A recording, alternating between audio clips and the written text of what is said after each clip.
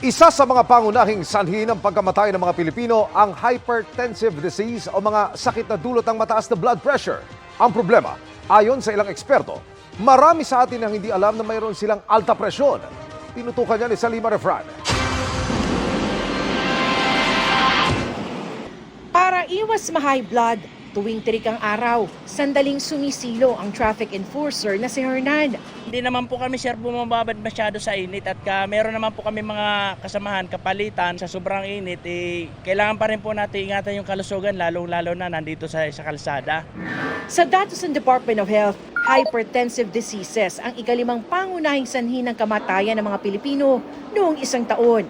Yan ay kahit pa bumaba na ang bilang nila kumpara noong taong 2021.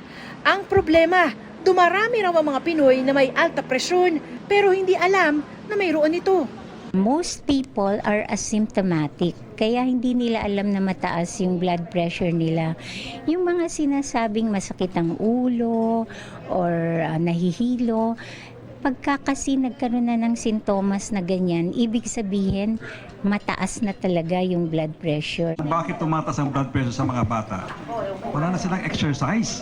Lagi na lang nakaupo, lalo na ng pandemya, puro Zoom, puro online nakaupo. Nagkababahala rin daw ang nakikita nila sa kanilang mga klinika na bumabata ang may mataas na blood pressure. Mga bata na pwede ring hypertensive, lalo na ngayon, tumataas yung bilang ng mga obese na adolescents.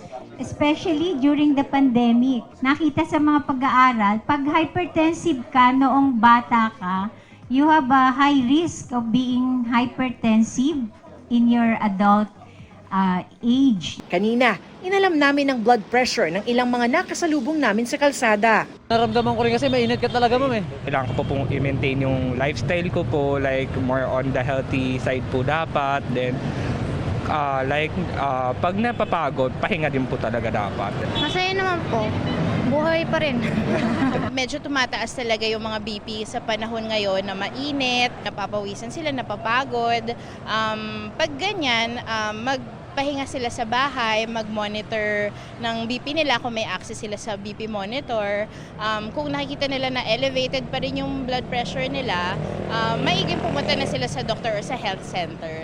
Ngayong World Hypertension Day at National Hypertension Month, hinihimok ang lahat na alamin ang kanilang blood pressure at magpatingin sa doktor.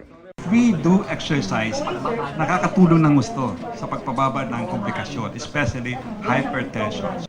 Para sa GMA Integrated News, Salima Refran, Nakatutok, 24 Oras. Hindi natutulog ang mga balita. Kaya para sa pinakasariwang balita, mag-subscribe kayo sa aming YouTube channel. Para sa mga kapuso abroad, pwede nyo rin kaming makasama sa GMA Pinoy TV at sa www.gmanews.tv.